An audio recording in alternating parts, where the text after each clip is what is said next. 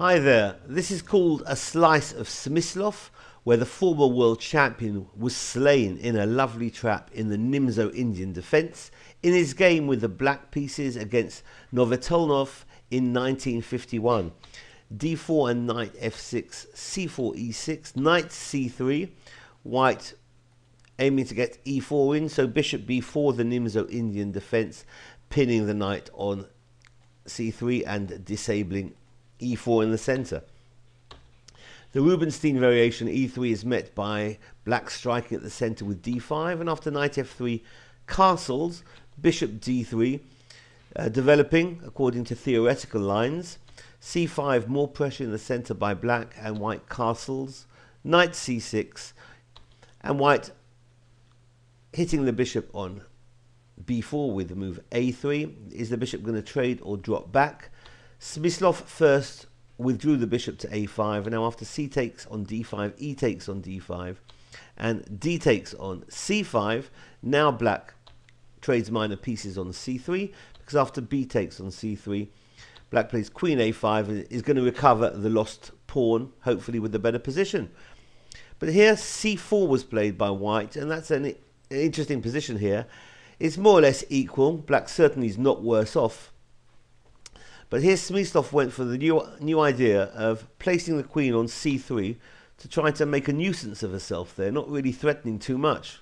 Well, the rook is under fire, and perhaps Smyslov had expected rook b1, and he would have played d takes on c4 with an interesting position.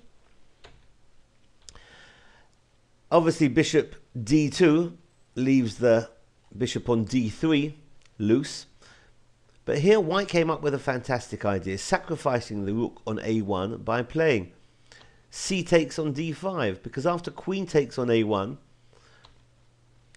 white plays queen c2, and means the queen on a1 is in a little bit of trouble, having difficulty to get out.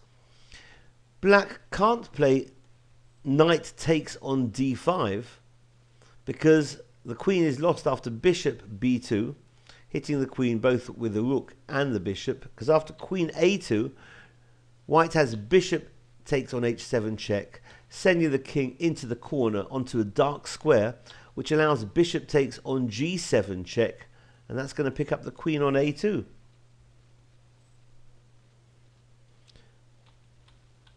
So rather than knight takes on d5, knight a5 was played,